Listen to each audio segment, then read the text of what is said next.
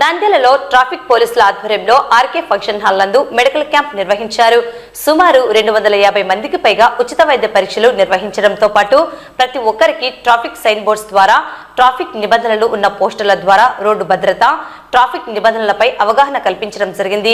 ఈ కార్యక్రమంలో omni hospital మరియు రాయలసీమ ఎక్స్ప్రెస్ వే మరియు పుష్పగిరి కంటి ఆసుపత్రి వారి సౌజన్యంతో ఆటో డ్రైవర్లకు, లారీ యూనియన్ కు సంబంధించిన డ్రైవర్లకు మరియు వివిధ స్కూల్ బస్సులు ఆటో డ్రైవర్లకు, పోలీస్ సిబ్బందికి, ఇతరులకు ఉచితంగా BP, sugar, ECG, 2D echo, కంటి చూపుకు సంబంధించిన పరీక్షలు ఉచితంగా చేయడం జరిగింది. ఈ కార్యక్రమంలో జిల్లా ఎస్పీతో పాటు ట్రాఫిక్ ఇన్స్పెక్టర్ మల్లికార్జున గుప్తా పాల్గొని రోడ్డు ప్రమాదాల నివారణపై అవగాహన కల్పించారు. ఈ సందర్భంగా జిల్లా ఎస్పీ మాట్లాడుతూ ఉచిత వైద్య శిబిరం ఏర్పాటు చేయడానికి ముఖ్య ఉద్దేశం రోడ్డు ప్రమాదాల నివారణకు సంబంధించి డ్రైవర్లకు అవగాహన కల్పించడంతో పాటు వారి ఆరోగ్య పరిస్థితి మెరుగుపరచాలని చేపట్టామన్నారు.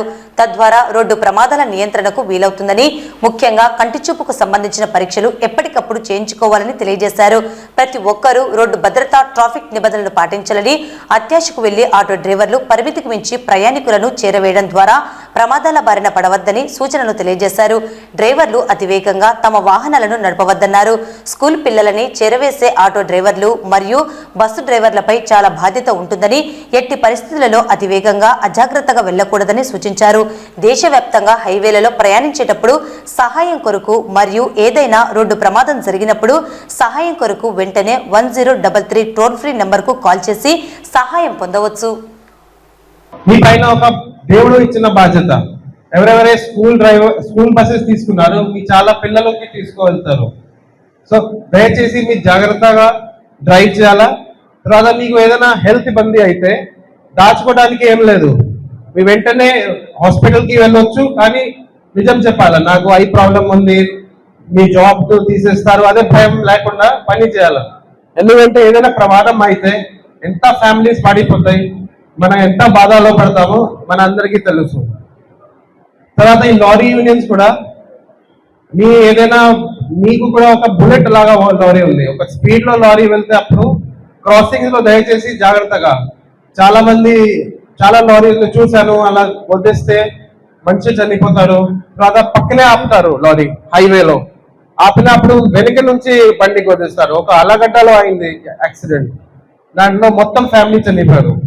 లారీ పక్కనే ఆపారు. దయచేసి ఏ ఏరియాస్ ఉన్నాయి, లేకపోతే ఆ పక్కనే పెట్టు, రోడ్ పైన కాకుండా పక్కనే మీ లారీ పెట్టాల.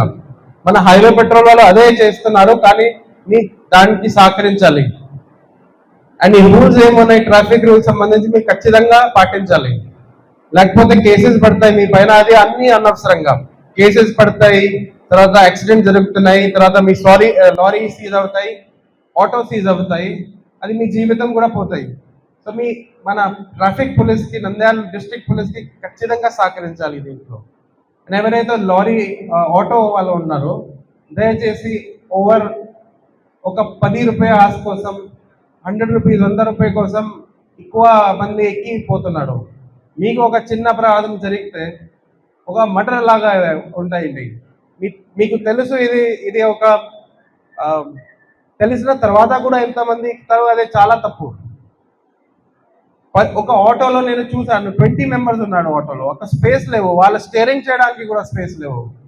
ఏం చేద్దామా ఇట్లా ఆటోకి? మీరే చెప్పాలి. ఎన్ని చలాన్ కట్టినా, ఎన్ని చేసిన తర్వాత కూడా మీకు మారడం లేదు. తర్వాత ఈ బండి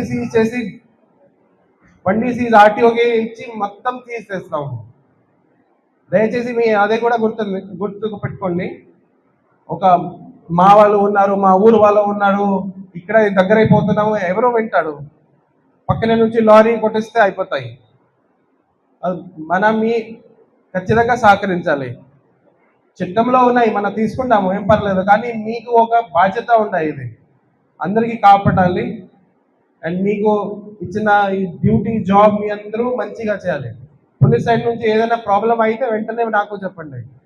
యాక్సిడెంట్ అయిన తర్వాత నా లారీ వదిలేదు, ఇది కాదు. మన ప్రొసీజర్ ప్రకారం ఉన్నాయి. కోర్టు నుంచి ఆర్డర్ తెచ్చిండాలి. తర్వాత ఎవరైనా డబ్బులు అడిగితే నాకు కంప్లైంట్ చేయాలి. కానీ ఫస్ట్ మీరే కరెక్ట్ ఉండాలా. కొంతమంది నాకు కంప్లైంట్ చేస్తారు, నాకు ఆపారు, మళ్ళీ అడిగితే ఎందుకు ఆపారు, లైసెన్స్ లేవు. మనం ఏం చేద్దాము? దాంట్లో తప్పు ఎవరిది? యాక్సిడెంట్ వెహికల్ వదిలేయట్లేదు, కోర్టు ఆర్డర్ ఉండాలి. తర్వాత నా లారీ ఆపారు. ఎందుకు ఆపారు అంటే నువ్వు